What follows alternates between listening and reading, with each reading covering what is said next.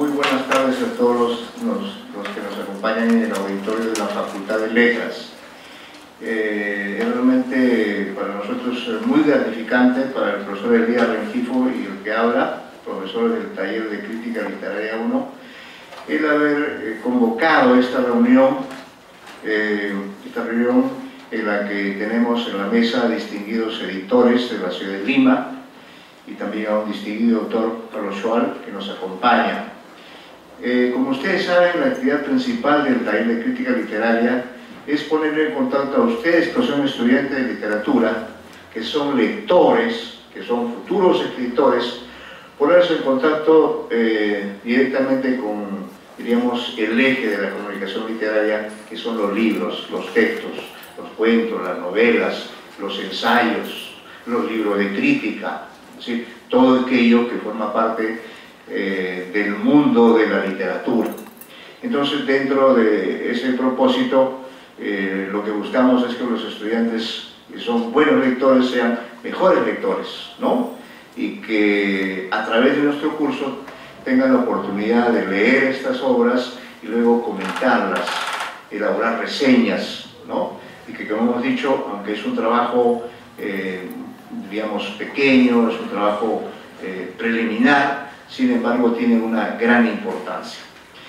Y como nos preocupaba mucho el tiempo que demoraban los estudiantes para elegir los libros sobre los cuales iban a hacer reseñas, entonces con el profesor Elías pensamos en una solución, pensamos en una fórmula que pudiera permitir un acercamiento, ¿no? Entre todos los que somos protagonistas de una u otra manera de este fenómeno llamado la literatura.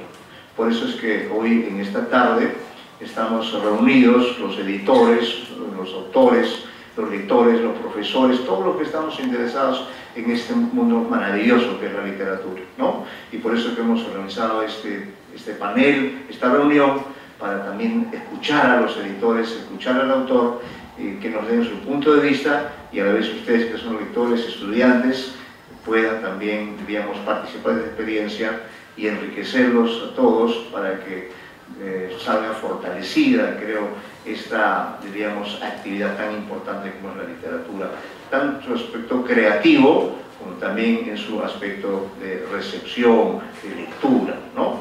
El profesor Elías seguramente va a agregar algunas palabras más a esta breve presentación, pero quiero agradecer a los que están presentes en la mesa y, por cierto, también a los estudiantes que están participando más protagónicamente en la reunión. Adelante, profesor Elías. Muy buenas tardes. Añado tres ideas muy puntuales. En principio, es una actividad interna del curso, como ha indicado el profesor Antonio, que hemos venido planificando hace unas semanas atrás, y que es la primera de un conjunto de actividades, ¿no? Dentro de un mes tenemos, por ejemplo, también a una invitada, a una crítica literaria brasileña que viene a esbozar un trabajo ya concluido, una investigación concluida.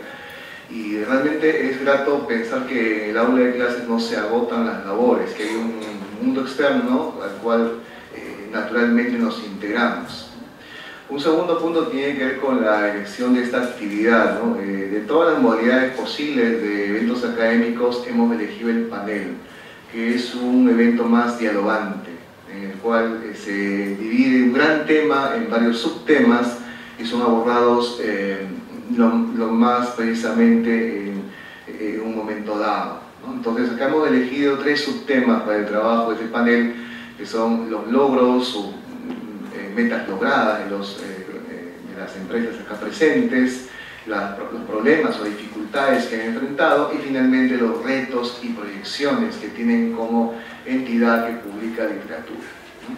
Entonces, con ese detalle pensamos que un panel es mucho más versátil, ¿no? Y un último detalle es el siguiente: lamentablemente tenemos una demora imprevista, ¿no? Gabriel Rimachi Ciaguera, de Casa Tomada, me llamamos un instante y pide la disculpa del caso. Él se va a incorporar lo más antes posible, ojalá sea esa la situación y no haya un inconveniente mayor, ¿no? Y pedimos la salvedad del público asistente. Bien. Como aspecto metodológico hemos preferido en esta ocasión, y me parece también interesante, que los estudiantes del taller de crítica literaria, o oficien de directos moderadores, ¿no? Se ha elegido a 3 estudiantes, ¿no? Quienes realizarán la presentación de cada rueda de las intervenciones, ¿no? Ya con las pautas coordinadas previamente con los expositores. Bueno, sin más preámbulo, damos inicio a esta actividad e invito a la primera moderadora para que haga la presentación del caso. Permiso. Buenas tardes con todos. Tengo el agrado de dar presentación a nuestros invitados. En primer lugar tenemos a Abraham Salas, él es editor de Mesa Redonda, una empresa cultural con más de 8 años, la cual empezó como una revista y hoy está dedicada a desarrollar proyectos editoriales integrales y actualmente cuenta con más de 240 títulos publicados.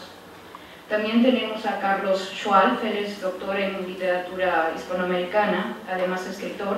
Obtuvo el primer premio del cuento de las 1000 palabras de Caretas y ha ganado el concurso Copé de Cuento en el año 96.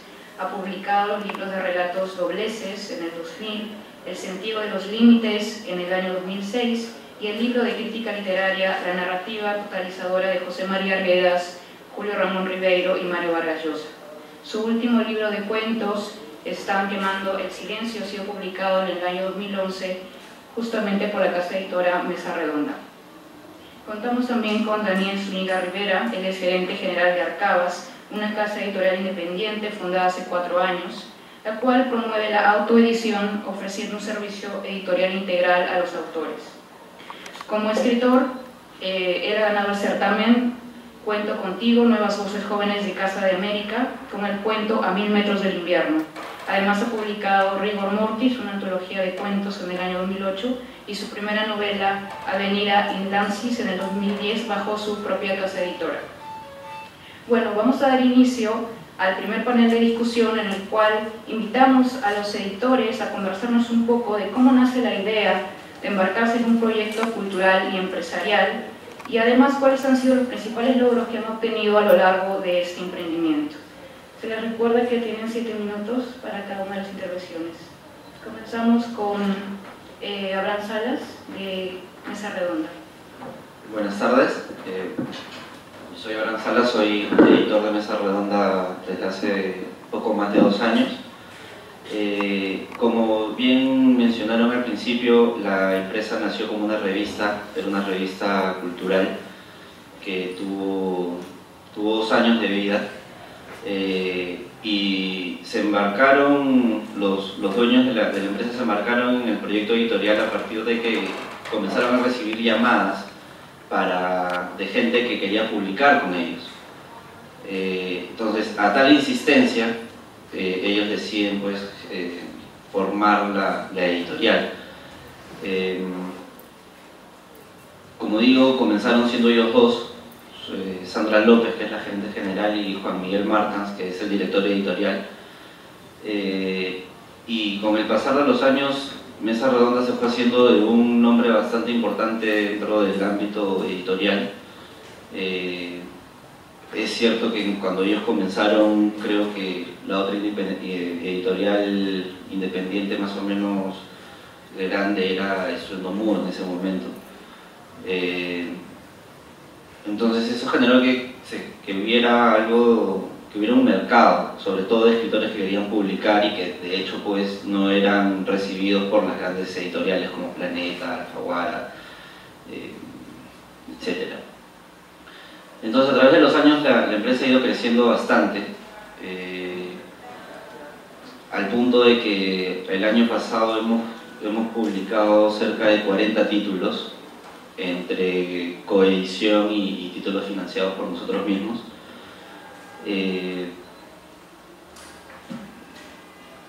Hemos crecido también en el sentido de que comenzaron trabajando en la casa del actual director editorial y ahora tenemos una oficina en San Isidro.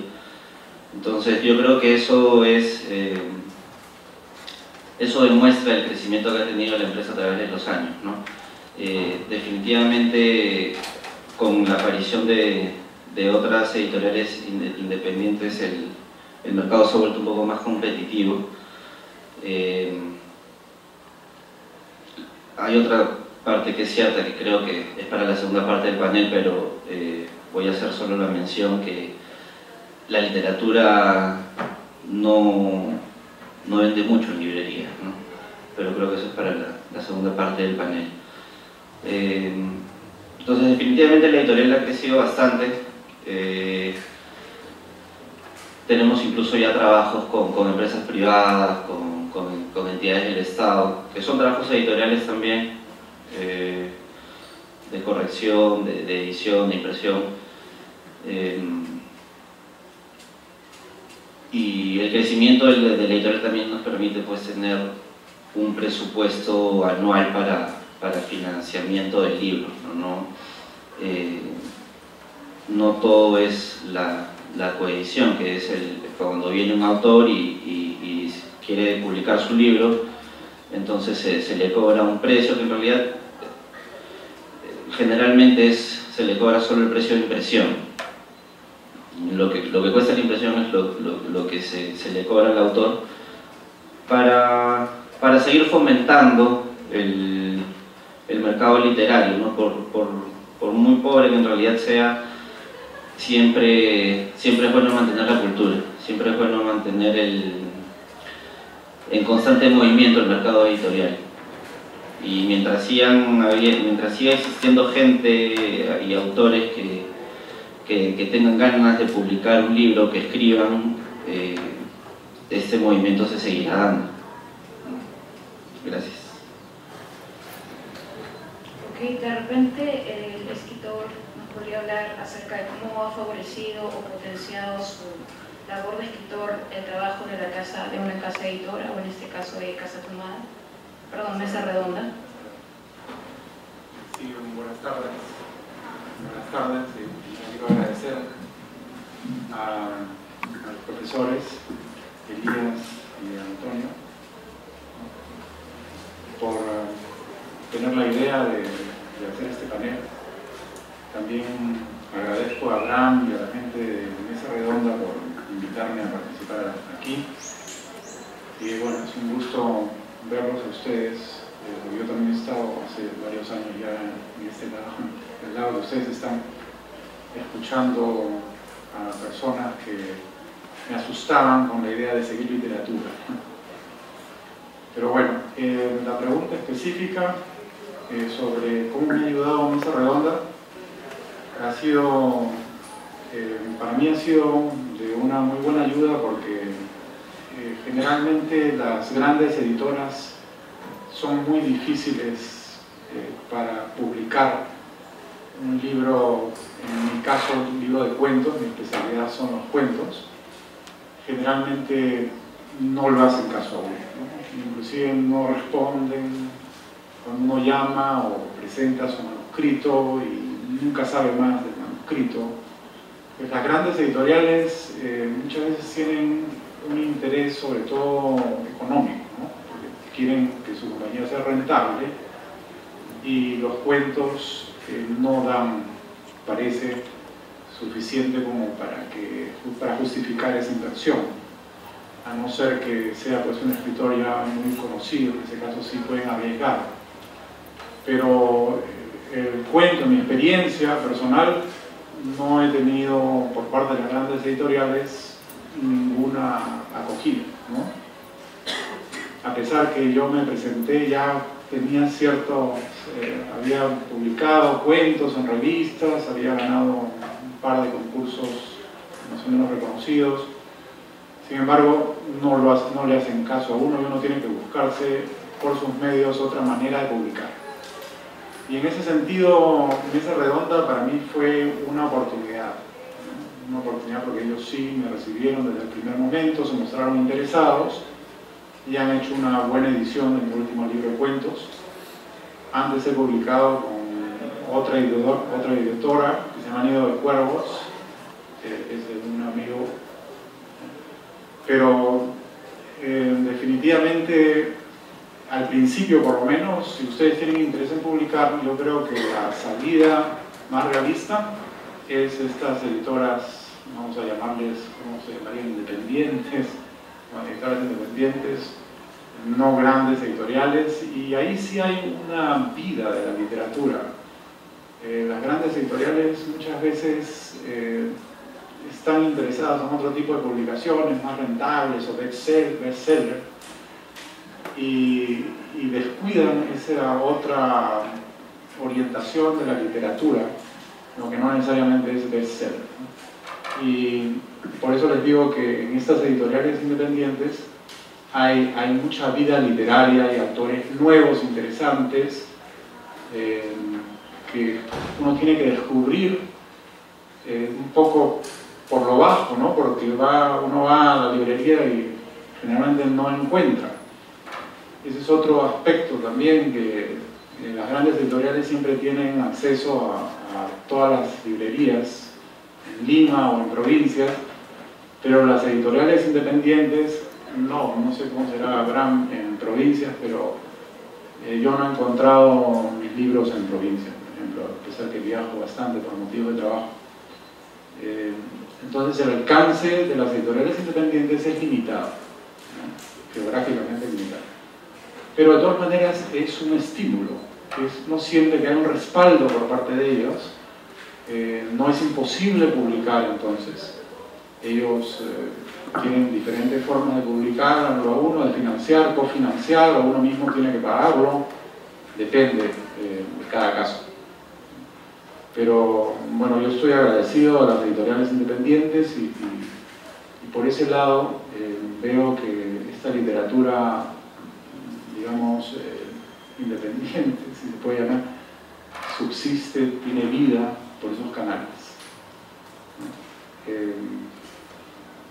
Bueno, eso es con respecto a la pregunta específica. Después habrá una ronda de preguntas o podemos hablar de otros temas. Ya veremos, ¿no? Muchas gracias. A continuación, queríamos escuchar a Daniel Zúñiga Rivera.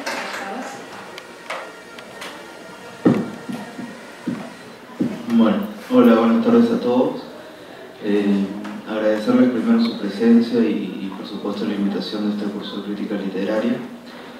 No solo por la posibilidad de estar con ustedes conversando sobre estos temas que nos gustan tanto y que no siempre tenemos tiempo para dialogar en otros medios, sino porque también creo que el tema de la edición en el Perú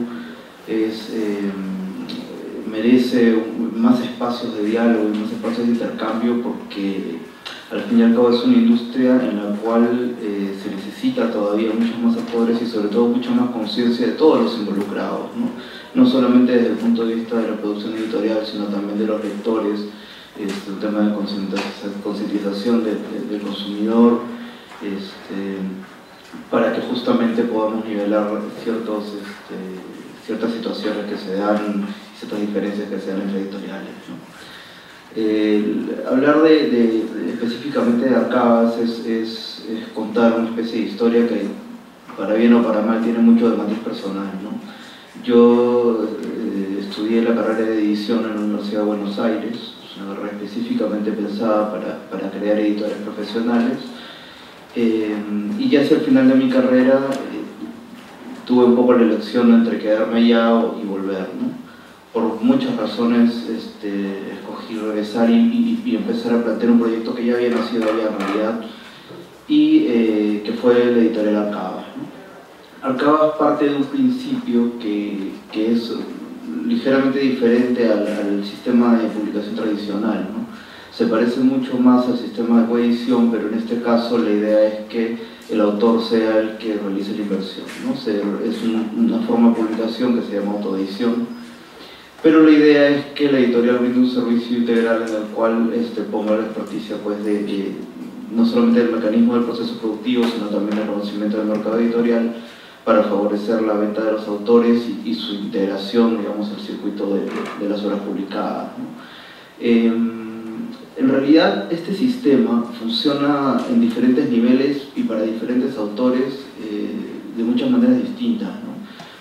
Por ejemplo, funciona en mercados como el nuestro, que son sumamente cerrados, donde tenemos circuitos comerciales puramente y no tenemos tantos circuitos especializados para autores que quieren publicar libros de investigación, ensayos, en fin, géneros que no tienden a acceder a la publicación tradicional, porque el financiamiento para libros de tan bajo tiraje o de un mercado tan específico, pues normalmente no merita para los editores o para las casas editoriales una inversión, ¿no?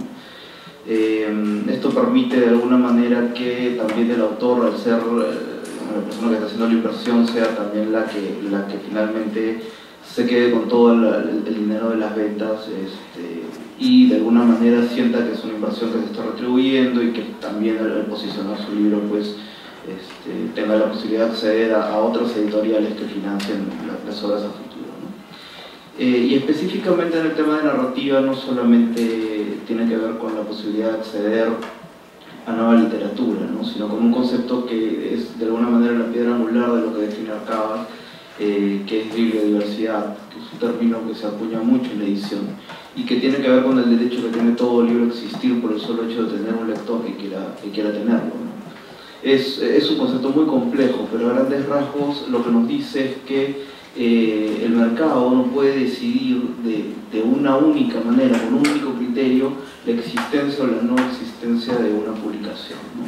Porque hay libros que finalmente existirán para 50 personas o para 100 personas, o libros que no se leerán en su momento y que después de 10 años pues, se convierten en una obra de culto, y no ha pasado pocas veces en la historia, no solamente de la literatura, sino de otros géneros. Entonces, de alguna manera, la editorial específicamente se quiso presentar como una alternativa para justamente todos aquellos autores que estuvieran en esta línea, ¿no? Y dentro de nuestros logros, ya casi 5 años de haber empezado con este proyecto, creo que sí podemos decir que en nuestras líneas editoriales hemos logrado encontrar autores que han logrado sus objetivos, no solamente desde el punto de vista comercial, que es algo tan burdo como recuperar tu inversión, que es importante, pero que finalmente es uno de los objetivos, ¿no?, sino también a nivel de estar posicionados dentro de un mercado, y sobre todo ya objetivos muchísimo más personales que tienen que ver con cada uno de los proyectos y que no se pueden simplemente estandarizar, porque cada proceso cumple una forma diferente tanto de la forma en que se proyecta, como también en las consecuciones y las formas en que tiene estos resultados y los mide, ¿no? Entonces, de alguna forma yo creo que uno de los principales logros de la editorial es haber encontrado un espacio propio, un espacio distinto quizás al que ofrecen otro tipo de editoriales, y a su vez haber permitido que otros autores pues tengan esta voz que muchas veces no lograban encontrar a través de otros canales, y que también ellos tengan sus propios logros y sus propios objetivos cumplidos. Muchas gracias por presentar la propuesta de la editorial Arcabas. Queremos dar también la bienvenida a Gabriel Rimachi. Él es escritor y director de la editorial Casa Tomada, un sello independiente fundado hace 7 años, especializado en el género narrativo contemporáneo. Como autor, él ha escrito los libros de cuentos Despertares Nocturnos, Canto en el Infierno y El Color del Camaleón. Como editor, ha preparado las antologías Nacimos para Perder, 17 fantásticos cuentos peruanos, cuyo volumen 1 fue publicado en el 2008 y el volumen 2 en el 2012, entre otros.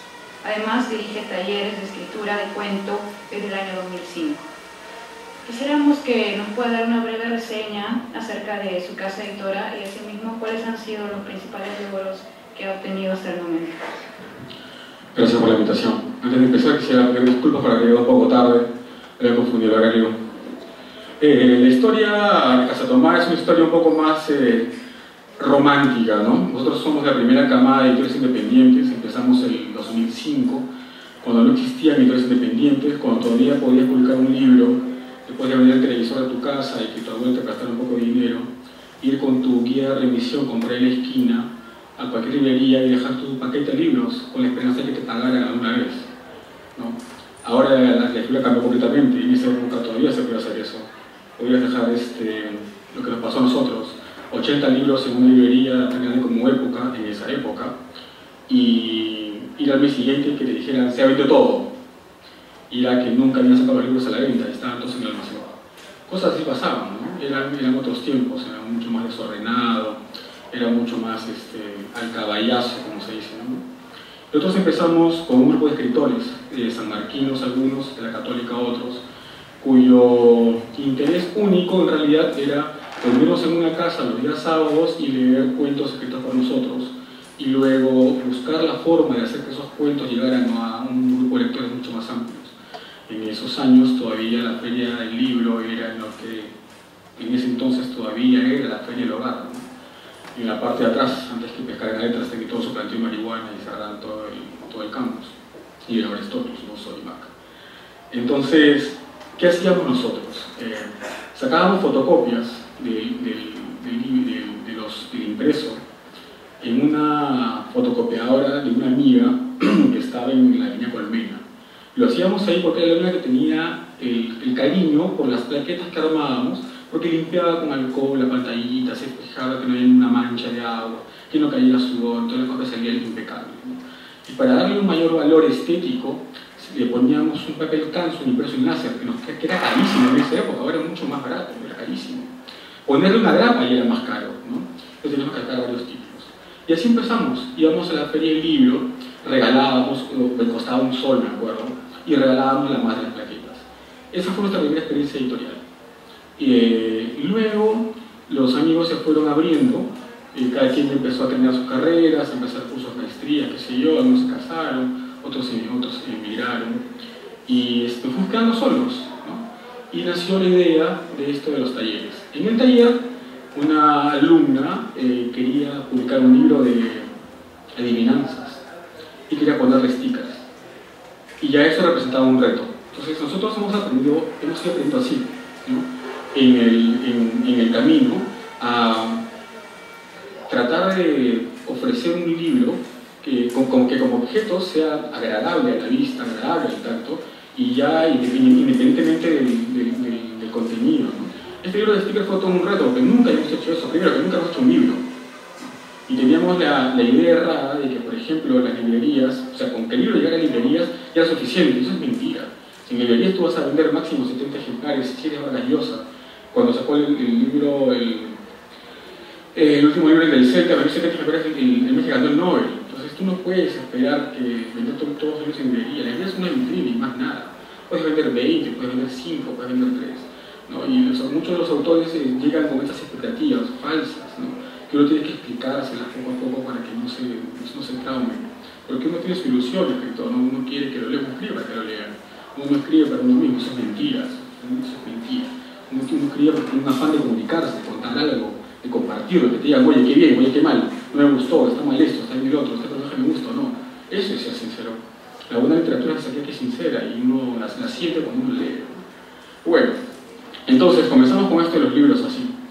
Y comenzamos de manera informal, como comenzó muchos independientes, ¿no? Hasta que ya el mismo sistema nos fue orillando a ponernos en regla. Ya la SUNAT empezó a apretar, ¿no? Ya te empezaban a exigir las librerías la revisión con el RUC, lo cual te obligaba a que formalizar tu empresa.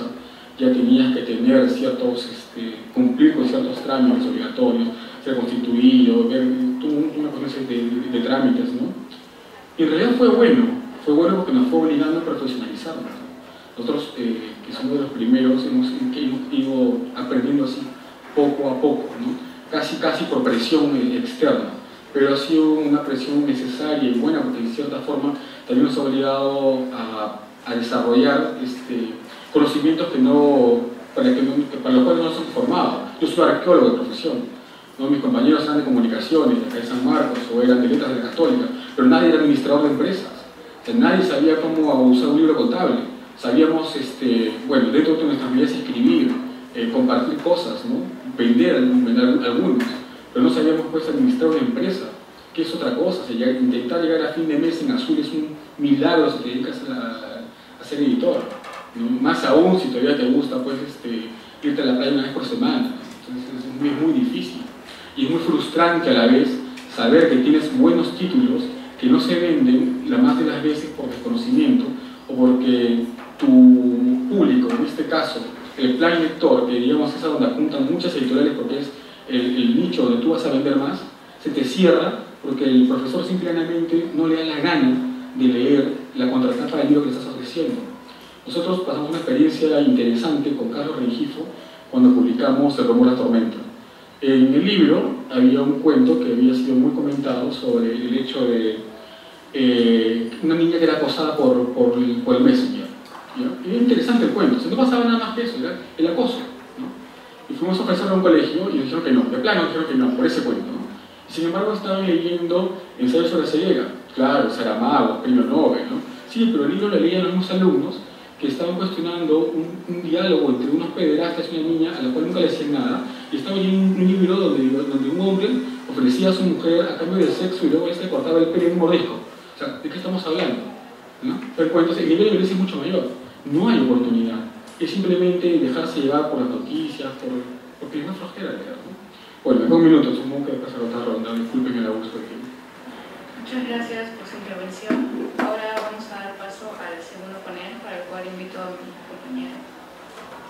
Bien, vamos a continuar con esta rueda y ahora vamos a tratar sobre la problemática en el cual se van a abordar los temas de las dificultades que se han tenido que enfrentar o se están enfrentando en relación al mercado editorial, cuáles son las lectorías, el rol de la crítica literaria y otros factores. Empecemos pues con el escritor Carlos Schwab. Ya, bueno, empezaré con una anécdota. La primera vez que publiqué un libro de cuentos, tuve que ir yo mismo con mis ejemplares a ofrecerlos en las librerías de Lima. Y llevaba en una bolsa con 30 libros, ¿no? Pensando que era el número más o menos aceptado. Y entraba a la librería y me decían 5 nomás, y así con todas. Y me acuerdo que un amigo mío, poeta, me dijo para que yo ofreciera sus libros también al mismo tiempo que yo iba haciendo este circuito de librerías por Lima, y me decían: cuentos 5, poesía 1, déjame 1. Y nunca supe más de esos libros, si se vendieron o no, ni quise saber por el temor de encontrarme, no se ha vendido ninguno. Pero bueno, si se vendieron algunos, pues ya me parece que está bien, suficiente. Es una cosa que uno hace por pasión más que por negocio. Definitivamente como negocio no me ha funcionado esto, ¿no? Pero es por la pasión, la literatura, porque abre todo un mundo intelectual, espiritual o emocional. La literatura es que yo he seguido escribiendo y publicando. En respecto al apoyo de la prensa cultural, yo diría que es muy pobre, ¿no?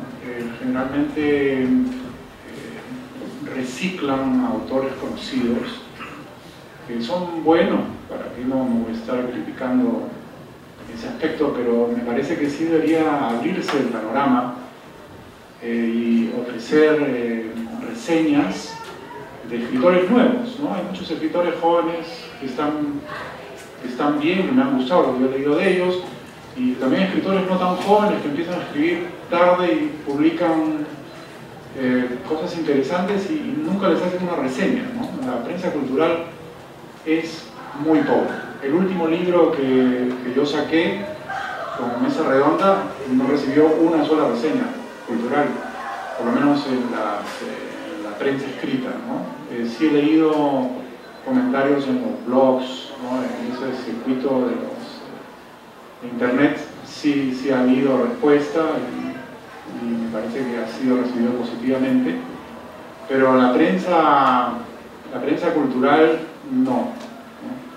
Siempre repiten los mismos nombres y a veces pues eso no le hace bien al ambiente cultural, ¿no? Porque me parece que la idea de la diversidad que tú mencionaste, que debe ofrecerse una gama mucho más amplia de perspectivas, de experiencias, de escritores distintos para enriquecer el ambiente cultural, ¿no? Bueno, eso parece que es el tema de esta ronda. Bien, ahora vamos a pasar a Daniel Zúñiga Rivera, que nos va a hablar sobre el escritor Bruno Nassi. Consultado sobre el tema de la problemática desde la perspectiva del autor, la primera persona que me vino a la mente es Bruno Nassi, que es un autor joven que ha publicado ya 2 libros con la editorial. Estamos en proceso de hacer el tercero. Él está en este momento estudiando un posgrado en Canadá, así que he tenido la gentileza de enviarme este texto que les voy a leer. Dice: sin duda, para un autor novel, publicar sus primeros trabajos resulta muchas veces una ilusión con matices de imposibilidad. El mercado editorial tradicional se presenta como un gran monstruo indiferente que no se fija en los nuevos, en los que por fin decidieron hacer al mundo su creación. Lamentablemente, en nuestro país, las grandes editoriales solo están dispuestas a publicar a los consagrados y no tienen ninguna intención de consagrar a nadie más. Sin embargo, desde inicios de la década pasada, una serie de editoriales jóvenes e independientes, y por lo mismo diré que valientes, empezaron a oír las voces de los nuevos autores y a arriesgarse a imprimir sus letras. Esto, sin duda, ha cambiado el panorama y para bien. Tenemos ahora un mercado editorial que se ha democratizado y que mira allí donde las grandes editoriales imponen su indiferencia. Entonces, si de las problemáticas de publicar un libro de cuentos, un poemario o una novela se trata, diré que, al menos en el campo de encontrar editorial, la situación ha mejorado drásticamente. No obstante, no se puede decir lo mismo de la difusión, que es el segundo paso. Lastimosamente, en nuestro medio, las librerías, que finalmente son negocios, buscan aquello que vende, que jale el ojo del consumidor. Y esos textos generalmente provienen, en primer lugar, de las cloacas de la farándula, del espectáculo pajurdo, del escándalo. En segundo lugar están los autores ya consagrados, muchos de ellos merecidamente, que alguna venta suponen. Finalmente, ya no en tercer lugar, sino mucho más atrás, los autores de las editoriales jóvenes. A estos se les pone, o se nos pone, casi en la trastienda. Abandonados o rinconados, en un estante empolvado, descansan las obras que con tanto esfuerzo los autores noveles han podido publicar. Pero el panorama en este aspecto quizás no es tan desolador después de todo. Existen iniciativas donde el factor mercantil es dejado en un segundo plano para ofrecer literatura que no necesariamente esté inserta dentro de los circuitos comerciales. Y estoy seguro de que este tipo de iniciativas seguirá surgiendo. Pero no solo a través de librerías, sino también de revistas, de publicaciones diversas que divulguen la existencia de las nuevas voces de la literatura peruana. Si queremos hacer un verdadero cambio en este aspecto, debemos empezar por darnos a conocer, por levantar la voz a través de todas las herramientas que los medios actuales nos ofrecen. Publicar es un reto, fue un reto y será un reto. Este empieza desde que nos enfrentamos a la hoja en blanco y todo el largo y a veces espinoso proceso que culmina con el tentativo punto final. Y digo tentativo porque en realidad la revisión continúa, los cambios son parte natural después de decir usuario punto final. Entonces, por eso, publicar supone el verdadero punto final, el parto. Personalmente no me importa ser leído por miles o por tres, no me quita el sueño ser un escritor de fama interamical, interdistrital, antes que internacional. Para mí publicar es culminar una etapa, cerrar un ciclo y seguir para adelante, esperando la siguiente historia que me escoja como su autor. Hoy por hoy, por lo menos, tenemos la oportunidad de ver varias puertas que pueden abrirse para lograr este propósito. Les agradezco mucho permitirme estas palabras a la distancia. Me hubiese encantado estar con ustedes, pero esta distancia espacial está superada por nuestro común deseo de tener realmente una literatura peruana democrática que nos ayude a ser críticos y a crear mentes críticas, insidiosas y tolerantes que puedan construir un mejor país. Espero que nos podamos ver en algún momento para debatir en persona. Mientras tanto, les mando mis mejores deseos y un fraternal abrazo desde Canadá. Bien, ahora vamos a pasar al escritor y editor Gabriel Rimachi. En mi época, hace 10 años, poco más, todos queríamos salir a Alfaguara, o Norma, esa es la verdad, todos aspirábamos a eso. Hasta que empezamos a viajar al extranjero, a salir del Perú, nos dimos cuenta que la única Alfaguara y la única Norma que se publica en todo el mundo es la que está en España. Si tú publicas en Alfaguara Lima, solamente vas a salir en Lima, Perú, o en Lima, Perú, Arequipa, o en Lima, Perú, Trujillo, Piura, no vas a pasar de ahí. Si tú vas a Ecuador, los únicos libros que vas a encontrar en Alfaguara son los de Rocagliolo o de Vargas Llosa. Si vas a Venezuela, peor aún, ¿no? Cada país tiene su Alfaguara y cada país tiene su norma. Norma ahora no publica más literatura contemporánea, solamente publica libros de texto porque sabe que ahí está el billete, más negocio, no son tontos. Pero en esa época todavía quedaba algo de espíritu y todos queríamos hacer eso. Cuando nacen las editoriales independientes, nacen como una alternativa justamente a esa imposibilidad de poder acceder. Y en realidad ya no nos interesa, al menos a mí como autor. O sea, obviamente sí me gustaría, o sea, sería mentirles, no, decirles que no quisiera salir en Anagrama, Claro que quiero. Mondadori, por supuesto que quiero. ¿Dónde firmo? ¿No? Pero a mí, como escritor, me ha servido mucho más trabajar con independientes. O sea, a mí me leen como autor en Buenos Aires, me leen en Quito, me leen en Caracas, me leen en Guatemala, me leen en Guadalajara, me he hecho unos contactos. Es mucho más fácil, mucho más viable hacer que tu obra corra por varios países a través de las independientes. Y es mucho más efectiva, inclusive la publicidad que tienen las independientes, que no se apoyan en los grandes medios. En Lima, ¿cuáles son los medios que hacen crítica literaria? Ninguno. ¿Creen que lo hace González Vigil los fines de semana? ¿Eso es crítica? Por favor. Nadie se critica. Las 50 palabras que hace Hernán en Somo, ¿eso es crítica? Las columnas que hace Gerardo Crítica, no. Hacen un gran favor, sí, al difundir, pero no es lo que era lejanamente antes, ¿no? Yo una vez conversé con Pedro Escribano, que es un gran amigo mío, y le dije, oye, ¿qué pasa, no? O sea, antes por lo menos hacías un par de reseñas semanales, unas estafetas, que eran necesarias. Y me dijo, por ejemplo, de Jonas Brothers. Vino de Jonas Brothers y quitan una página. Y es verdad, pues, los espectáculos venden más, ¿no? Y obviamente, pues, la literatura, la promoción de libros, de literatura es la última rueda del coche. Ahora es mucho más fácil encontrar reseñas sobre libros de la G y el Rocoto que encontrar la última publicación de un libro que verdaderamente vale la pena. Está de moda, ¿no? ¿Qué otros medios hay para hacer difusión? Es la internet y el Facebook. El Facebook en realidad es una plataforma bastante falsa, ¿no? Te vende la ilusión de que tienes 5.000 amigos y cuando haces un evento van 5, no va ninguno, ¿no? Pero todos ponen voy a ir, todos ponen me gusta, ¿no? Y si ponen me gusta, tú imaginas que por lo menos el 10% va a comprar, no es un cuervo al fin de mes. Entonces es una cuestión bien extraña, todos quieren quedar bien, pero nadie pone la suya. Entonces uno tiene que empezar a subir eso, en realidad tiene que empezar a subir eso, ¿no? Y los espacios, bueno, por ejemplo, la FIL, que es el gran espacio, la gran feria del año, hoy ha anunciado que la gran atracción es el libro que va a hacer Pedro Suárez Vértigo Planeta. El año pasado fue Corbacho, y el año pasado fue Miyachiro con un fulano del lado. Ese es el nivel de departamento de cultura que tenemos en la Cámara de Libro, ¿no? O sea, viene Margot Glantz y la ponen de segundona porque el inaugura la feria es Corbacho, ¿no? Por favor. O sea, estamos en un circuito donde las cosas mueven así. O sea, si quieres fama, la fama se consigue rápido. Lo que busca un escritor es trascender, no es ser famoso. Famoso es cosa cualquiera, haciendo un escándalo, teniendo como lo que quieras. Eso es fama, la fama es efímera. La trascendencia es lo que busca alguien que verdaderamente quiere pasar por la vida y no que la vida pasa por uno.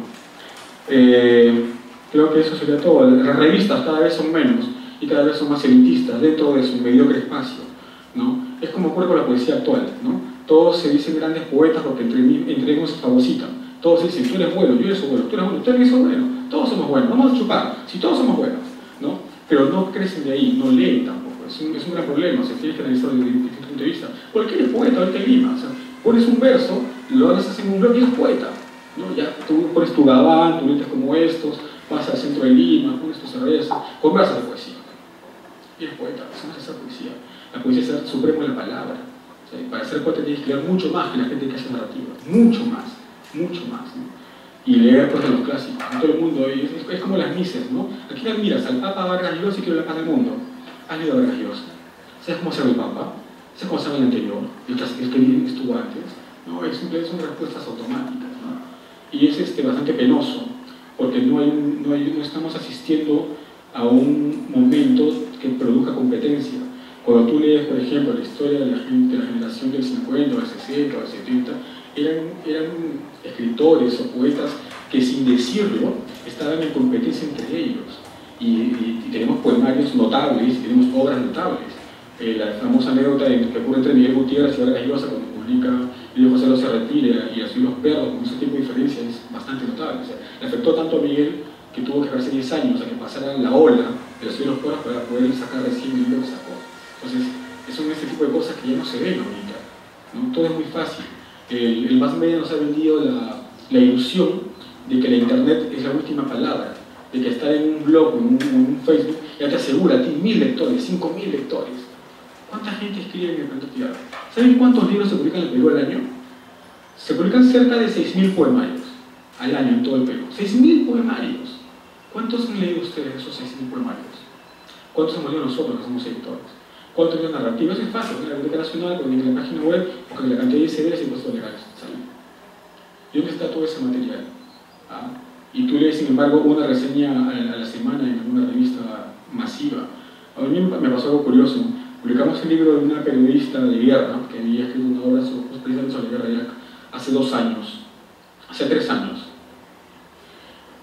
Apeló a sus amistades para que le hicieran, apresuraran el hecho de que hicieran las reseñas, que es lo que uno quiere cuando sale un libro. Y la reseña salió el año pasado, o sea, cuando el libro ya no está en circulación, ¿no? Salió, y ella salió contento, y es la primera reseña que me sacan. Sí, pero salió después de 2 años. No importa, ya recorta, le pone un cuadrito, ya se te queda. Cosas así pasan, ¿no? Cosas así pasan. Y si hay una gran falta de aprecio por el autor peruano, ¿no? Es mucho menos engorroso y menos problemático opinar sobre Crepúsculo o opinar sobre la última Harry Potter. No, pues, no hay pierde. Es mucho más complicado hablar sobre el último que ha sacado Reynoso, ¿no? Sobre el último que ha sacado, qué sé yo, Siucan Wen, que es el autor de esta casa, ¿no? Es mucho más complicado, ¿no? ¿Qué van a pensar? ¿Qué van a decir? Mejor no me peleo con nadie y hablo sobre fútbol que han publicado en español. Entonces, no hay crítica, pues. Hay reseñistas y no los hay buenos tampoco. Bueno, eso sería todo por el momento.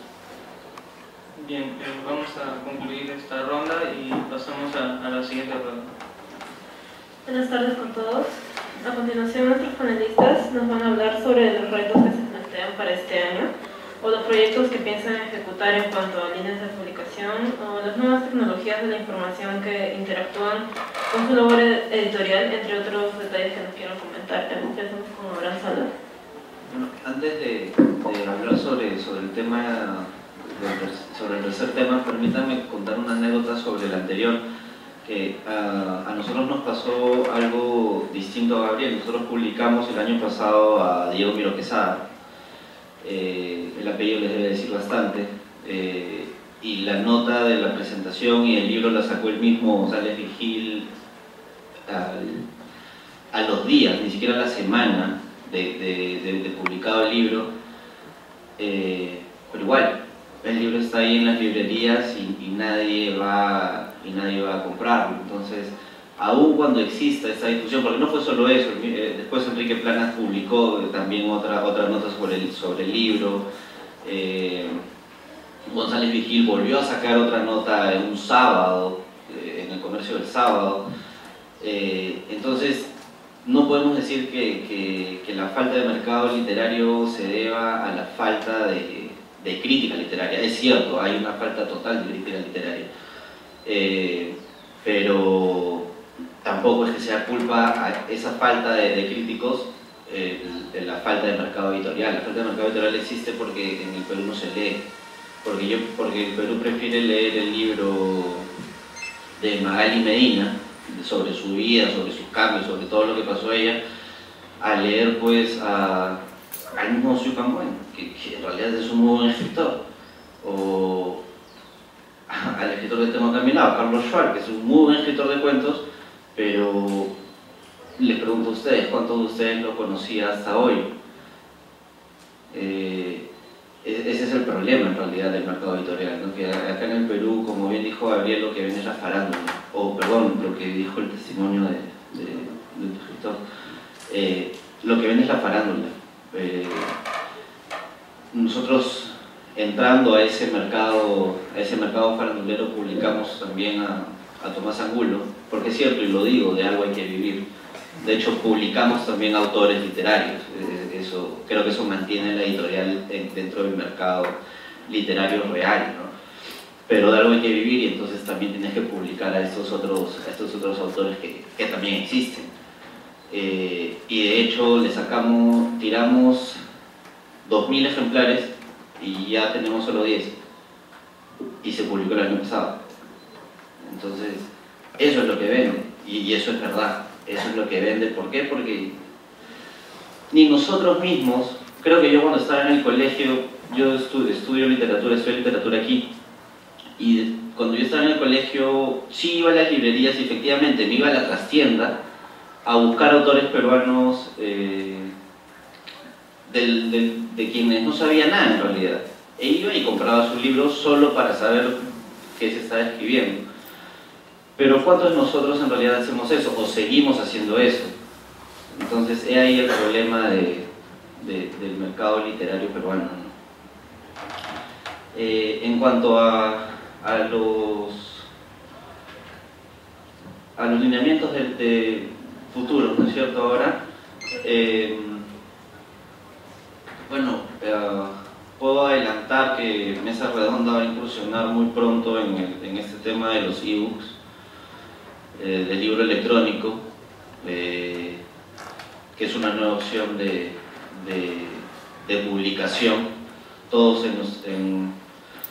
la gran mayoría de gente tiene los smartphones, y estos smartphones tienen la aplicación para bajar los libros de internet, lo cual reduce extensivamente el costo de publicación, porque ya no hay que imprimir, que es la parte más cara en realidad.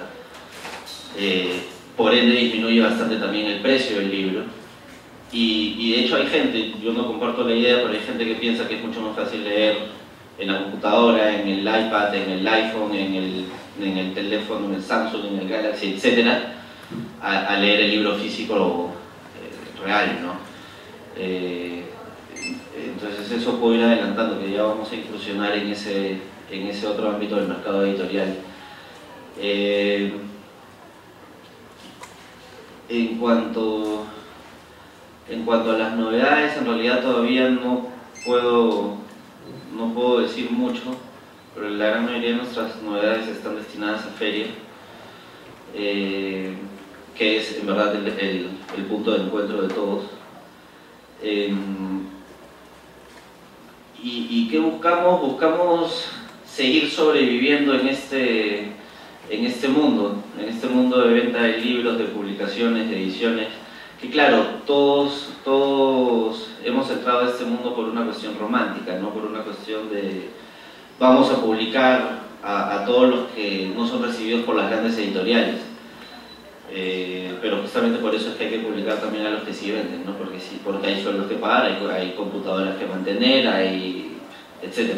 Hay muchas cuentas al final de mes que como bien dijo alguien antes, llegar en azul a fin de mes es bastante complicado, ¿no? Es un logro que es bastante difícil de lograr. Creo que eso sería todo en realidad sobre el tema de este tercer panel. Gracias. A continuación, Carlos Schwab nos podría hablar quizás sobre sus proyectos como escritor.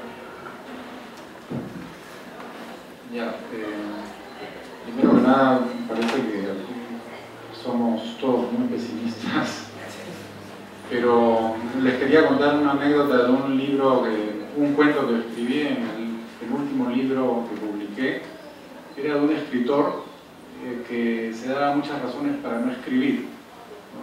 Y presentaba una razón tras otra de las desventajas, de la ingratitud, de escribir, de la decepción, de la desesperación, etc. Y sin embargo el cuento trata sobre eso, es como que se contradice. El escritor cuenta su decepción con la literatura, ¿no? Pero el cuento mismo, o sea, ya contradice esa decepción, porque está escribiendo, ¿no? Entonces, al final, lo que queda para el lector es que podemos dar muchas razones sobre las dificultades para escribir, los retos inmensos que hay, las decepciones que pueden ocurrir, pero al final uno escribe. Finalmente, si es una pasión, uno va a insistir sobre eso. Y yo este año o el próximo no cuento mucho en términos de años, de un año, sino generalmente son proyectos un poquito más extendidos en el tiempo. Tengo como proyecto publicar un libro de ensayos ficcionales, le llamaría yo, porque es como un género híbrido que conjuga la objetividad del ensayo, ¿no?, con la ficcionalidad de la ficción misma, o sea, del cuento. Son ensayos que lo van a dejar a uno con la pregunta: oye, ¿tú estás aquí contándonos un cuento o estás presentando una una hipótesis de algo, o sea, es un ensayo o es un cuento. Entonces, en ese sentido, mi proyecto es el libro de ensayos que ya lo tengo terminado, pero que lo dejo como macerar ahí por varios meses para ver si después, cuando lo relea dentro de unos 3-4 meses, va a seguir pareciéndome tan bueno como me pareció cuando lo escribí. Generalmente no es el caso. Uno cuando relee lo que he escrito, pues muchas veces, en mi caso por lo menos, lo encuentro espantoso, no es suficiente, hay que mejorar. Pero bueno, espero no decepcionarme con lo que he escrito en ese aspecto. Y también tengo un libro de cuentos en el proyecto, estoy avanzándolo cuando el tiempo me lo permite, y ese sí me parece que será dentro de un par de años. Siempre surge la tentación cuando uno escribe de querer, digamos, hacer una literatura más fácil para ver si así conseguimos más lectores, ¿no? Una literatura que de alguna manera vende su alma, por decirlo así, para ver si así pasamos pues de los 5 libros que hemos vendido en el año. Pero en mi caso me parece, o sea, no funciona por 2 razones. Primero, que soy muy malo para hacer literatura más fácil, o sea, para hacer algo comercial cuando no lo podría hacer. Me nace la literatura cuando yo escribo, es algo que me nace, o sea, son experiencias vividas o emociones o pensamientos que tengo que no los podría traducir a un lenguaje más fácil sin desvirtuar lo que quiero decir, ¿no? Tampoco busco adrede una literatura difícil, no se trata de eso, sino que de alguna manera la literatura, lo que uno escribe, tiene que representar o decir sin disminuir la complejidad de lo que uno quiere decir, tiene que comunicarlo. O sea que hay un doble reto ahí. Por un lado, tienes que comunicar y para eso tienes que simplificar un poco lo que quieres decir, pero al mismo tiempo no puedes simplificar tanto como para desvirtuar la complejidad de lo que tú quieres transmitir, ¿no? Hay que hallar un balance, un equilibrio en eso. Bueno, esos son mis 2 proyectos. Muchas gracias. Gabriela Rimachi nos podría comentar sus proyectos tanto como escritor y como editor. Bueno, como escritor estoy arruinado, completamente arruinado. Así que no pienso hacer nada en mucho tiempo. Tengo mucho que trabajar todavía, tengo una hija y eso requiere de todo mi esfuerzo para trabajar de sol a sol. Como editorial sí, tenemos proyectos sobre todo de reordenamiento, una reingeniería. Como les comentaba al inicio, nosotros hemos aprendido en el camino. Nos hemos dado cuenta de que muchas veces en el afán de centralizar todo bajo un criterio estricto de literatura, hemos dejado de lado mercados que también son rentables. Entonces nosotros hemos abierto una serie esotérica que tiene 3 títulos, una serie de ensayos que tiene 3 títulos, y curiosamente el ensayo ha vendido mucho más que muy buenos libros de narrativa. Me imagino que debe ser por la temática, como en este caso hemos tenido suerte. Y estamos entrando ya en lo que es la autoayuda, ¿no? Entonces, viendo también qué títulos nos ofrecen, qué autores se contratan, y hemos creado un sello que se llama Legión Extranjera, donde inicialmente hemos publicado a Solange Rodríguez Pape de Quito, Hernán Migoya de Barcelona, estamos sacando a Lolita Bosch desde México y de Barcelona. El año pasado contratamos a Mónica Maristain, que está sacando libros sobre Roberto Bolaño, que presentamos en esta FIL. Hemos fichado a Alberto Chimal, que también presentamos ahora en esta nueva FIL. Y hemos abierto una serie infantil que se llama Dragonautas, para tener un mayor control y manejo. En Dragonautas estamos sacando libros en tapa dura, full color para colegio, y en tapa rústica igual, ¿no? O sea, depende de la temática. Hemos contratado a Lucía Fernández, que está sacando 2 títulos con nosotros, a publicar el mismo título en Argentina y en Chile, y autor extranjero. O sea, hay un autor, más que escritor, es un estupendo pintor, que es el nieto de este escritor indigenista, puede ser, o sea, que son literatos ecuatoriano, famosísimo, en los 50s. Icaza. Bueno, su nieto es un ilustrador de la Faber and Faber, y trabaja para el favor y hace unos cuadros hermosos, hermosísimos, hermosísimos. Tiene un cuento bastante sencillo y justamente por eso tal vez se dedique su ternura, ¿no? Es la historia de un niño que le preguntan, ¿no? ¿Qué quiere hacer cuando sea grande? Ahora, las pinturas que él hace es otro valor agregado, ¿no? Los colores son demasiado cálidos y tú puedes identificarlo. Entonces le dice, yo quiero ser un superhéroe, ¿no? Para ser el niño disfrazado de Batman, que sigue una azotea, ¿no? Para cuidar a mis vecinos. Quiero ser un bombero para apagar el fuego. Quiero ser un astronauta para llegar al cielo, ¿no? Y finalmente aparece un anciano en una banca, en un parque, alimentando palomitas.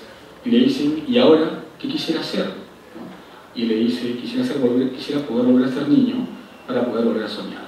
Y tú te has parado leyendo ese libro y dices, ¿no? Entonces, la comunicación que hay en el libro infantil, la relación que hay entre la imagen y el texto, básicamente textos de 1, 2, máximo 3 líneas, es muy fuerte, ¿no? Entonces apela mucho a esa emoción que no es tan sencilla de manejar, no es fácil lograr ese tipo de comunicación. Y bueno, esas son las cosas que empezamos ahora, y básicamente eso.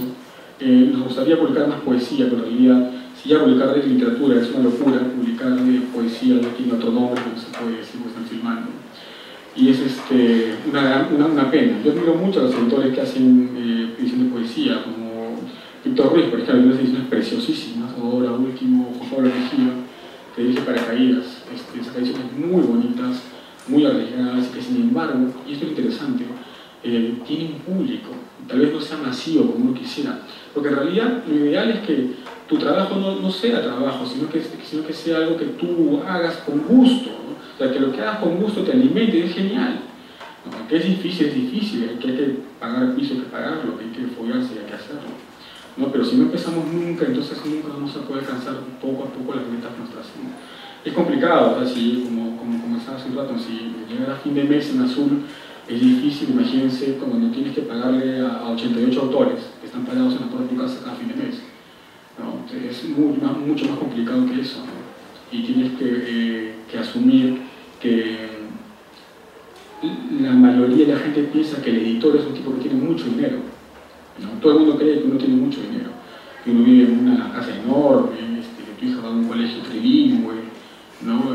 Que tienes un auto moderno, que bebes cerveza fina, ¿no? Y no saben que en realidad te pasas la noche con la calculadora sacando de aquí, poniendo de allá, vistiendo un santo para vestir a otro. No es tan sencillo. Es fácil decirlo, pero a ver, métete en una bolsilla y saca 6.000 soles y ponlo y arriesga por un libro. Ponlo, pues. A ver, pues, ponlo. Y llega la quincena y tienes tus autores para pagarles afuera. A ver, pues, arriesgate. No es tan fácil. No es tan fácil y es muchas veces desesperante saber que estás apostando por un muy buen libro y saber que no se vende. Eso me pasó con Sui Can Wen, por ejemplo. El primer libro de Sui Can Wen se agotó en 3 meses. En 3 meses vendimos cerca de 2.000 ejemplares. Emocionados. Sacamos el primer tomo de los cuentos fantásticos. Hemos vendido cerca de 7.000 en 2 años. Sacamos el segundo tomo y vendimos 6 en la presentación. 6. ¿Qué pasó? ¿No? Y los autores no son pichiruchis, o sea, son buenos autores. ¿Qué pasó? Falta publicidad, falta promoción. Hicimos, y recién está saliendo, ¿no? Entonces nos ha costado vender en casi 5 meses todo el lote, ¿no? Porque nuestra meta una vez que sale el libro es vender. O sea, yo soy editor, mi trabajo es vender el libro que estoy editando. O sea, mi trabajo no es solamente publicar, mi trabajo es venderlo. Esa es la chamba de un editor, vender al autor y vender los libros, ¿no? La parte de pensar que es muy difícil, más aún cuando puestas a plan lector y finalmente quienes son tus peores enemigos son los docentes, o ahora hay un coordinador de lecturas que no ha leído más que 5 libros en toda su vida. Entonces, ¿cómo puedes entrar en ese mercado? Que es un gran mercado, Yo me matriculé en una maestría, un diplomado el año antepasado en una universidad, y de los 55 que éramos, 54 eran docentes a los cuales una editorial infantil les pagaba la maestría, porque era su premio por ser mejores vendedores de sus libros. Yo como editor independiente, ¿qué les puedo ofrecer si es una charla o un taller? No les puedo ofrecer un cargo al año, que es lo que ofrecen los colegios parroquiales. No puedo ofrecer tu viaje a Cancún, que es lo que ofrecen los particulares. No puede, ¿cómo puedes competir con eso? Teniendo tú buenos libros. Yo tengo a Sui Can Wen, a Pedro Fajardo, tengo a Osvaldo Reynoso, ellos tienen muy buenos autores, ¿Cómo puedes competir contra eso? ¿Cómo puedes? No es solamente arriesgar, también eres un poco loco para esto, no tienes que buscar las maneras de ampliar tu mercado. En ese sentido, yo creo que Javier Arévalo es un buen ejemplo, ¿no? Javier Arévalo ha sabido abrirse un espacio y es haciendo, por ejemplo, los talleres de capacitación para docentes, que es también bastante necesario, porque no solamente basta con entregar el libro, sino, las más de las veces, esto es también lo triste, tienes que capacitar al profesor para que pueda explicar el libro a los alumnos. Pero bueno, ya lo hiciste, o sea, ya lograste, metiste el libro, metiste el autor, y estás generando lectores de ese autor. Ese autor va a sacar nuevos libros, y obviamente tienes una chance, que es bastante, en este circuito, ¿no? En ese sentido, Javier se ha desarrollado pues, un proceso, ¿no? Y digamos que su matriz, que es en Arequipa, ha sido con mucho éxito. Entonces yo creo que es algo que lo que ha hecho Recreo, por ejemplo, se debería replicar, ¿no? Y es una lástima también el Ministerio de Cultura que tenemos, una lástima esta educación que tenemos, porque no les interesa simplemente la promoción de la lectura, ¿no? Promover lectores no es poner cuentacuentos en los parques, eso no son lectores, ¿no? Si fuera así, porque los que hacen títeres estarían llenos, no lo están, ¿no? Promover lectores es diferente, necesita una estrategia diferente, necesita un acercamiento diferente. Es increíble que en una ciudad tan pequeña como Guayaquil, ¿no? tan chiquita, existan clubs de lectura donde los chicos van los sábados a reunirse a leer, qué sé yo, pues Fahrenheit 451. Es increíble. Y acá no hay clubs de lectura. No hay clubs de lectura. ¿O ustedes conocen algún club de lectura donde la gente se reúne así oficialmente, saquen su agenda en un periódico? No hay. Y debería haber. Somos 30 millones de personas. Somos 30 millones de personas y tenemos que demorarnos 2 años en meter una edición de 500 ejemplares. Muchas veces ni la vendemos. Entonces es muy... sí, pues somos pesimistas. Pero es verdad, pues hermano, o sea, llegar a fin de mes es bien difícil. O sea, si tienes que ver con humor nomás, pues, ¿no? Tienes que ver con humor y reírte y hacer mil cosas, ¿no? Ya llegará un momento en que las cosas tienen que marchar como tienen que marchar, porque eso estamos apuntando. O sea, tampoco estamos sembrando en el desierto, ¿no? Nosotros estamos aquí ahora porque somos parte de un proceso. En el camino desaparecieron muchos. Hormiga, SIC, Patalamanga, ¿qué más desapareció? El Cecilia Podestá, Tranvías, han desaparecido como 20 sellos. Y siguen apareciendo otros, y van a desaparecer más. Desaparecemos nosotros de repente, porque este es un negocio de resistencia. Esto no solamente es amor a las letras, esto es un negocio. Si quiero dedicarme a editar, tengo que verlo como empresario, y esto es un negocio. Y un negocio muy difícil. O sea, tienes que resistir y aguantar y soportar. Y no se va haciendo así a la chamba con el tiempo, ¿no? Al principio te asustan las demandas, ¿no? O sea, no sale el libro, hermano, por favor, espérame el quincena. Ya, sale el libro, ¿no? Ahora todo el mundo quiere ser Vargas Llosa, todos quieren ser Vargas Llosa. A mí me pasa algo muy curioso, ¿no? Les ha pasado a ustedes. Viene el autor con su libro y te dice, tengo un gran problema, y si me piratean, ¿quién te va a piratear, hermano? ¿Quién te va a piratear? No te conoce nadie aún, ¿quién te va a piratear? Pero todos tienen esa idea. Y es que en realidad es gracioso, sí, ¿no? Pero a todos nos ha pasado alguna vez, ¿no? Y es esa falsa idea. Yo no estoy de acuerdo contigo cuando dices que la gente no lee, pero la gente sí lee. La gente lee mucho, el problema es lo que lee. Leen tanto que movemos $4 millones al año en piratería. Somos un país que exporta piratería impresa. Entonces, sí lee la gente. El problema es qué es lo que lee. Finalmente, quienes son los grandes seleccionadores de la narrativa son los piratas. Ellos sí saben qué va a vender, ¿no? O sea, el libro de Chile Alvarado, por ejemplo, la conocemos a Chile, es una nuestra, pirateado, ¿no? Por todos lados. Los libros de Iwasaki pirateados, ¿no? O sea, son cosas así. Si la gente sí lee, el problema es qué lee, ¿no? ¿Qué es lo que le alcanzas tú? Y tal vez estemos fallando en el sentido de que le estamos dando a la literatura un halo de elitismo, de endiosarlo, ¿no? De que es inalcanzable, cuando en realidad lo que deberíamos hacer es ponerlo en otro nivel, o sea, sin descuidar la calidad del texto ni la calidad del libro, porque es otra cosa importante, o sea, bajar al llano y ofrecerlo así como tal, ¿no? Yo creo que por eso es que están funcionando tanto, por ejemplo, en las colecciones que saca Correo, que sacaba la Cosa de la República, ¿no? Sumen, echen plumas, son 250.000 ejemplares por cada colección. Sacan 6 colecciones al año, son 3 millones de libros. Es mismo prepago. Y eso se vende. Se vende o se vende. En las ferias internacionales de acá de Lima, en la Ricardo Palma, ustedes van a los stands de Pensa y los libros se queman. Los 10 tomos que te costaron 20 soles los venden por 10 soles.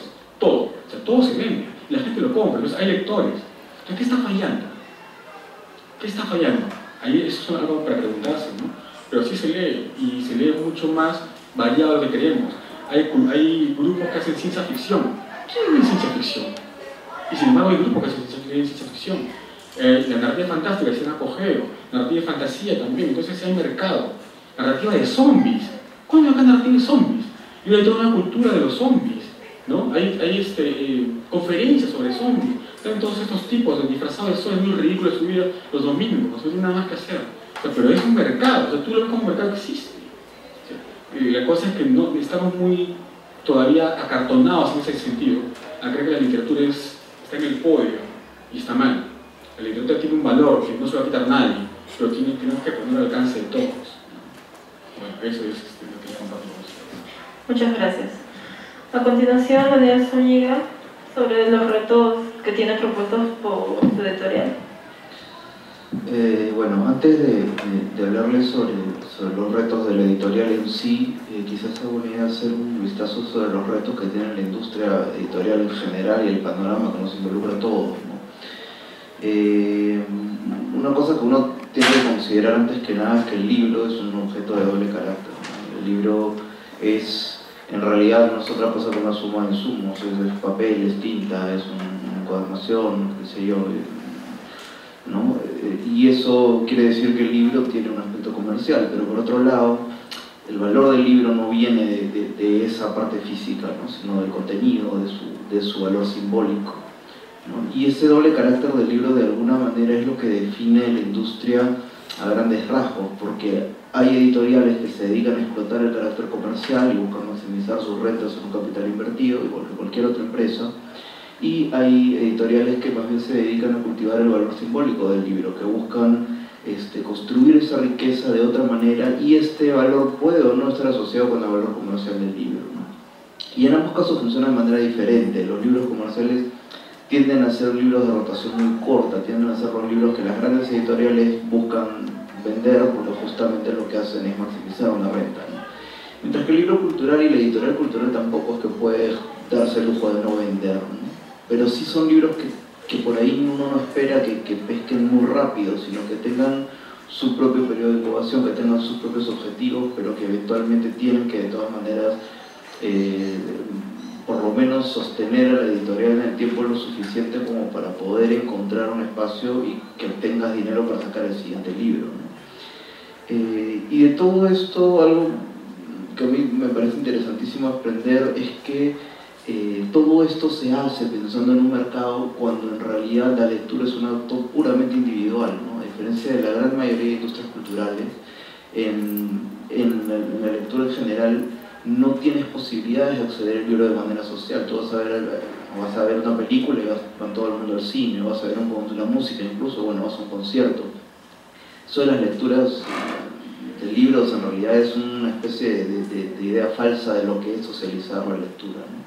Entonces estás prácticamente acudiendo lector por lector a tratar de que el lector construya su propio espacio de lectura, de encontrar una manera de leer, y efectivamente, ¿no? O sea, incentivar esto a través de políticas estatales es algo sumamente complicado, porque tiene que ver con la costumbre que uno hace para leer, ¿no? El hecho de que tú compres un libro tampoco significa que lo vas a leer, el hecho de que te lo regalen no significa que lo vas a leer, solamente tú sabes si finalmente te vas a llevar el libro a casa contigo, ¿no? Lo que en todo caso resulta también interesante en este aspecto es que estamos en un momento, y este es el mundo que les va a tocar a ustedes, sobre todo una vez que salgan de la universidad, si se involucran en las industrias editoriales. Estamos en un momento donde hay muchos cambios, ¿no? El tema del ebook, por ejemplo, es un tema muchísimo más complejo de lo que parece, porque a simple vista uno diría, bueno, ofrece muchas ventajas sobre la producción analógica, sobre el libro en papel, ¿no? ¿Por qué? Porque, bueno, perdiste el aparato donde lo tenías, no importa, lo tienes subido en la nube, puedes hacer anotaciones, tienes hipervínculos, tienes la posibilidad, además de lo barato que es, no puedes acceder a él desde todo lugar. Y sin embargo el libro en papel no ha desaparecido, ¿no? A diferencia de otras tecnologías que sí han sido superadas ampliamente por los procesos modernos.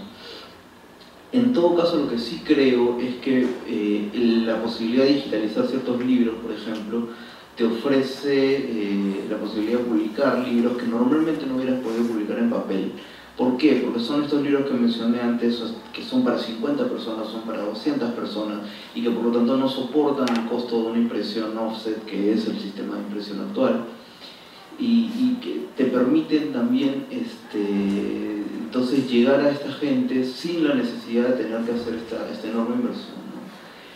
Pero hay que dar un paso más allá y hay que ver también lo que está pasando en otros lugares, ¿no? Porque si bien es cierto en Perú todavía no podemos acceder a esta tecnología puramente, porque si yo le pregunto a alguno de ustedes, bueno, ¿ustedes sacarían su iPad para sentarse a leer en la combi una novela de los más tranquilos? Evidentemente ustedes me dirían, no puedes hacer eso, ¿no? Hay ciertas imposibilidades técnicas para nosotros. Pero más allá de eso, uno analiza, por ejemplo, lo que ha pasado en Estados Unidos, que es un país donde las librerías o se han transformado radicalmente o han desaparecido por completo. ¿Por qué? ¿Qué las hizo desaparecer? ¿Qué ha hecho que solamente queden dos de las grandes cadenas de librerías que había antes? Amazon. ¿Y qué ha hecho Amazon? Bueno, es su sistema logístico de distribución, de llevarte el libro en tu casa, de que ya no tienes que estar en una librería mirando títulos, sino simplemente a través del portal, pues tú ves lo que quieres, lees las reseñas, te informas y pides tu libro por internet, ¿no? Pero ya Amazon también, esto es un tema casi pasado. Lo que está haciendo ahora es construir plataformas de autoedición, ¿no? Tiene dos programas concretos, uno que se llama Create Space, que funciona para hacer autoedición física a través de libros por demanda. Uno sube un PDF y ellos imprimen libro por demanda conforme van haciendo pedidos en su portal y tiene su plataforma de Kindle, ¿no? Lo que obviamente para mí es un llamado de atención respecto a qué significa el futuro del libro, ¿no? Porque hoy en día publicar ya es sumamente sencillo, digamos. Para la excepción puramente legal, publicar significa poner tu libro a disposición del público. Por lo tanto, publicar en un blog, publicar en el Facebook o publicar en papel es lo mismo, estás publicando una obra, ¿no? Lo interesante también es ver qué significa esto para el rol del editor en el siglo XXI y aquí a futuro, ¿no? ¿Qué pasa con un mundo donde ya la autoedición te va a permitir publicar sin la necesidad de tener un editor de por medio que sea a cargo del proceso productivo? Bueno, yo creo que lo interesante ahí es que el editor no es solamente la persona que está detrás del proceso productivo, ¿no? De alguna manera el editor es también un curador, ya sea por criterios como el mío, que tienen que ver un poco con diversificar voces, o con criterios mucho más narrativos, o mucho más estéticos de lo que yo quiero publicar, o lo que a mí me gustaría que salga. El editor es un curador de estilos, de autores, de lo que finalmente quiere que exista y que otras personas puedan leer y a lo que otras personas puedan acceder, ¿no? En ese sentido, yo creo que ya desde una perspectiva mucho más personal, Arcabas tiene compromiso ciertamente con lo que es la publicación, y nuestro principal compromiso en este momento tiene que ver con la escuela de editores que hemos formado, que estamos tratando pues de difundir y de alguna manera de capacitar a los editores del mañana, porque ciertamente muchos editores han tenido que hacerlo de manera empírica, y aunque es divertido y además lo aprendes, muchas veces esos aprendizajes te cuestan todo tu proyecto, ¿no? Porque es una inversión que en un error se puede ir, ¿no?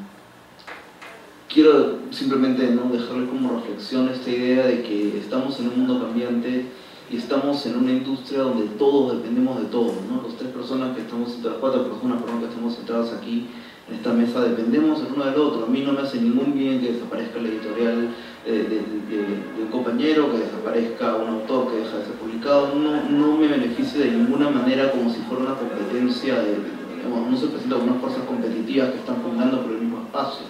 Todo lo contrario, mientras más lectores haya, mejor es. Mientras más correctores de estilo haya, fantástico, porque mis libros saldrán mejor. Necesito traductores porque no puedo traer autores de fuera, de Corea o de Noruega o qué sé yo, porque no tengo traductores de esos idiomas para el español, ¿no? Entonces es una industria que necesita, para crecer, para desarrollarse, de muchísimos actores que pueden venir no solamente desde el punto de vista, bueno, de estudiar una carrera y servir solamente por esa carrera en la industria, ¿no? Sino también tiene que ver con la mentalidad, con el deseo de hacer cambios y con creer que las perspectivas a futuro pueden ser mejores simple y llanamente porque nosotros estamos haciendo que sean mejores, ¿sí? Bueno, gracias a todos. Gracias. Agradecemos la amable participación de nuestros panelistas, así como la presencia de ustedes, el público. Les pido que por favor le brinden un caluroso aplauso a nuestros panelistas. Y para finalizar formalmente este panel, invito al profesor Montes para que dé unas últimas palabras. Bueno, muchas gracias a nuestros expositores. Realmente nos han dado una lección muy importante sobre la realidad del libro, de la literatura. Creo que nos van a permitir replantear muchas ideas, ¿no? Hemos tenido también el testimonio de ellos en su doble condición, de autores y de editores.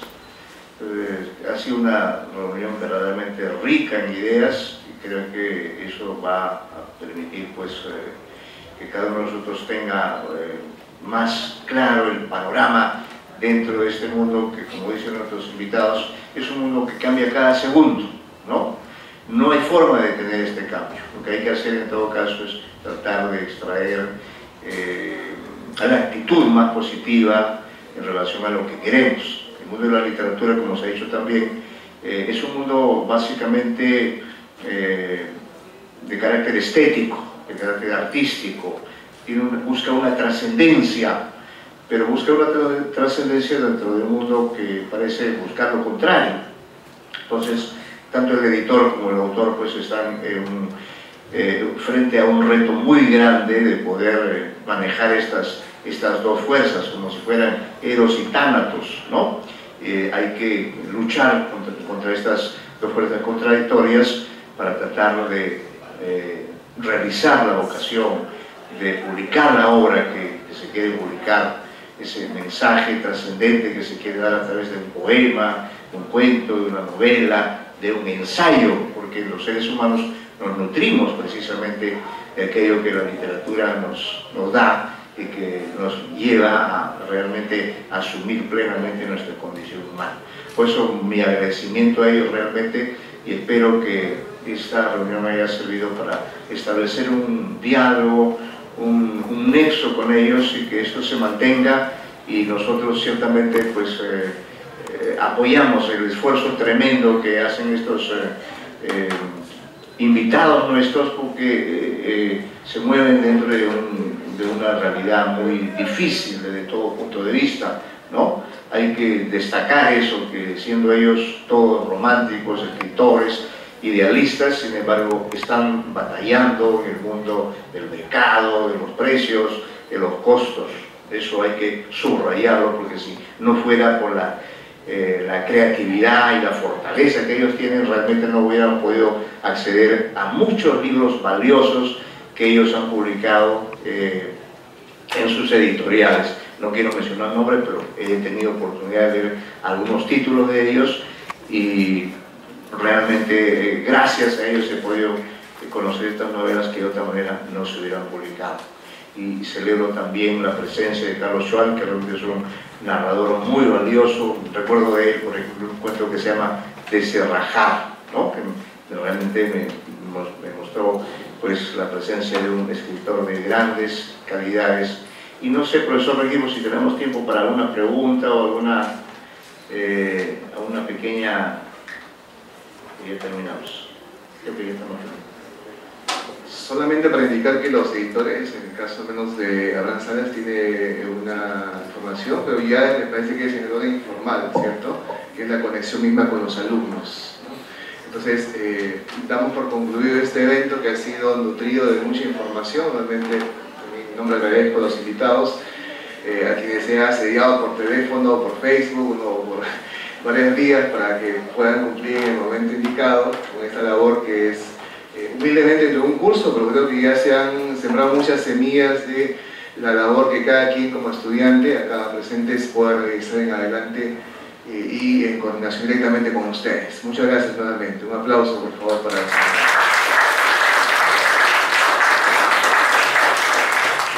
Damos por concluido este evento y pasamos a la informalidad del diálogo que de pronto ustedes quieran hacer en el curso de dialéctica con los editores y autores acá presentes.